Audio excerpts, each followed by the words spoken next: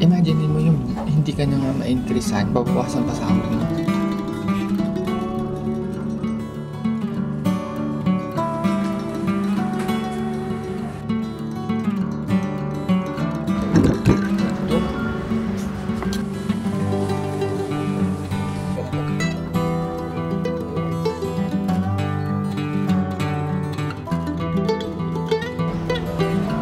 Scaring people.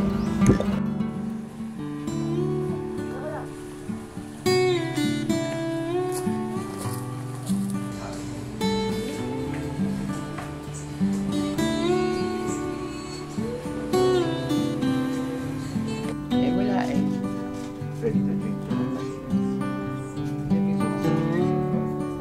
Hindi ko in-expect na magiging coffee addict din ako tulad ng ibang tao.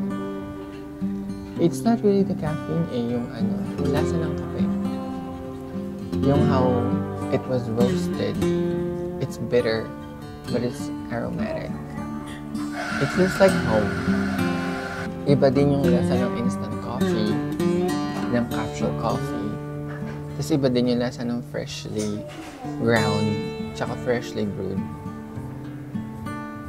It's deep, it's almost profound. Yeah, like drinking coffee is an experience. More than the caffeine hit, gusto ko yung lasa niya. Iba't iba yung how it coats around your mouth, yung lasa. Tapos, how slowly it descends to your esophagus, to your stomach. It's all an experience. It's an art.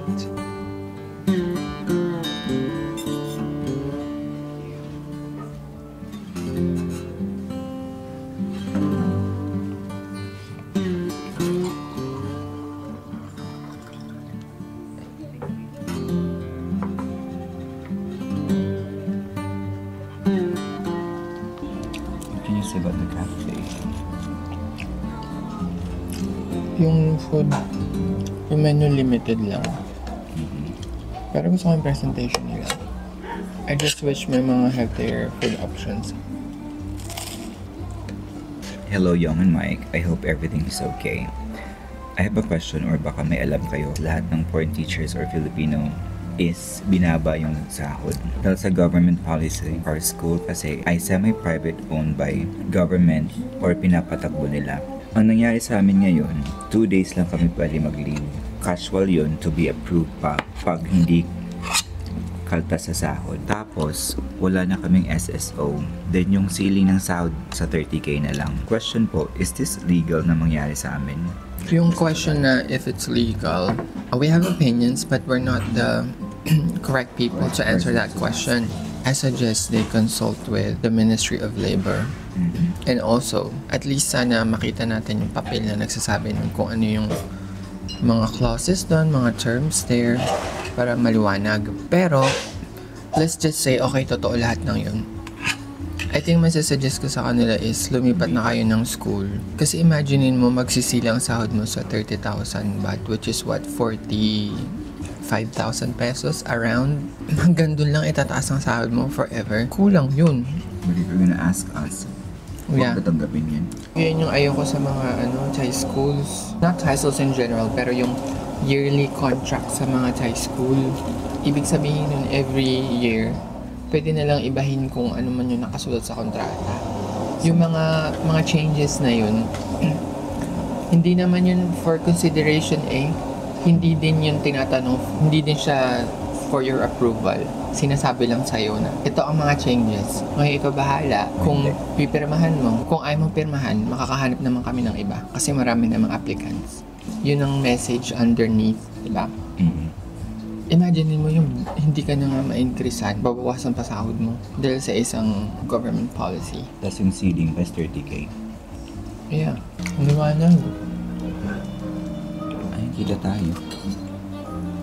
Diba kasi natanong natin dati kung ano yung mga ugaling Pinoy na dapat hindi dinadala sa ibang bansa.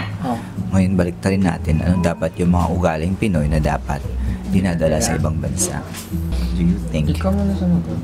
Ako na nagtanong, ako pasasagot. Bakit minsan ako nagtatanong, ako yung sumasagot Ikaw kasi, I'm proud of you. Alam ko na. Yun madali tinatawa na lang natin lahat, pati problema. So, in that way, resilient tayo. Madali tayong makarecover from any hardship. Yung magandang ugaling Pinoy yun. We're very positive. We always see the silver lining. Ano sa tingin niyo yung magandang ugaling Pinoy na dapat dinadala sa ibang bansa? What advice can you give sa mga bagong Filipino teacher dito sa Thailand? Ako ma-advise ko sa inyo is to learn the language. Bukod na it's very helpful. Yung pag sa labas mo lang, yung pamimili mo, pagta-travel and everything. Na-appreciate din ng mga locals if you try to speak the language kahit hindi pa perfect yan. Yeah. They think it's cute. Kasi you try to assimilate eh. Immerse. Kung nasaan ka mga yun, you're immersing yourself in you're trying to be part of it. Diba? Aside sa language, try nyo din yung pagmumotor. Very convenient pag marunong kayo magmotor. But just be careful kasi knowing Thailand, top 7 yung vehicular accidents. Pagdating sa work, huwag mo nang kalabanin yung mga katutubo. Kasi once nakalaban mo yan sila.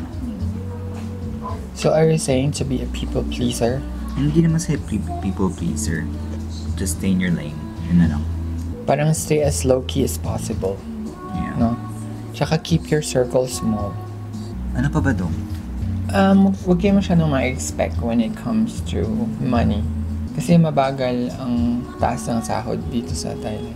Lalo na kung teacher ha. Alam ko sa ibang field medyo malaki eh. Yeah. Ano dapat yung gagawin nila para magbilis yung pag-increase ng sahod? Merong isang way para mabilis Then tumaas yung realize sahod mo. mo. Pero actually, hindi siya maganda. May minimum lang siya. Yeah. Sagutin ko na. Ang paglilipat ng trabaho. Magstay ka at least 2 taon sa isang trabaho. Katapos nun, lumipat ka na pag mayroon ka ng experience. Pero siguraduhin mo may permanent teaching license ka na. Kasi dun sa paglilipat mo ng trabaho, nakaka-build ka ng confidence una, tapos experience. Para pagdating sa negotiating table, mas malakas na yung loob mong magdaman ng mas malaking sahod. According to survey and research, yung mga taong nagja-jump ng trabaho, mas mabilis yung akyat ng sahod nila. Yeah. Kesa sa isang taong nagstay sa isang company or in this case, school ng matagalan. But if ever generous naman yung school niyo, ba't mo kailangan pa maglipat, diba?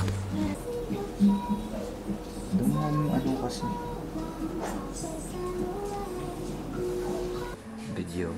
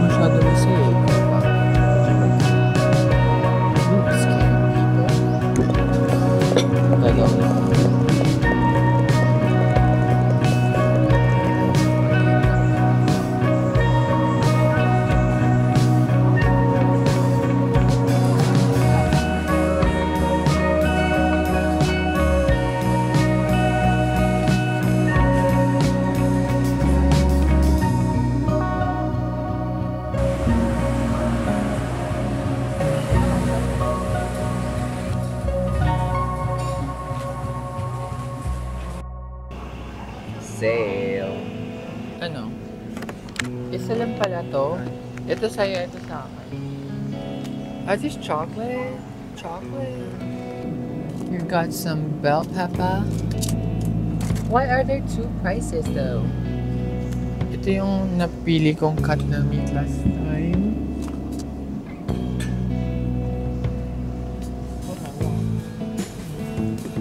Ang unti lang yun eh. So, tapos may konting fat siya.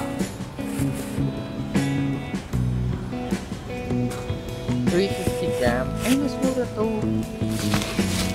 300 gram. 600 gram. Mas mura to. Wait, I'm gonna compare the veg. Baka kasi mas mura. Bali yung hot to 60 lang. Ay, di mas mura to.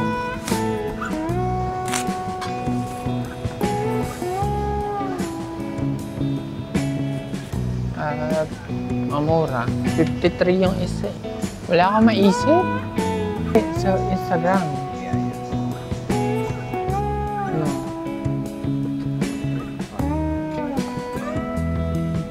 Siguro ito na lang try natin mura eh. Ito maganda to. Ha? Help me.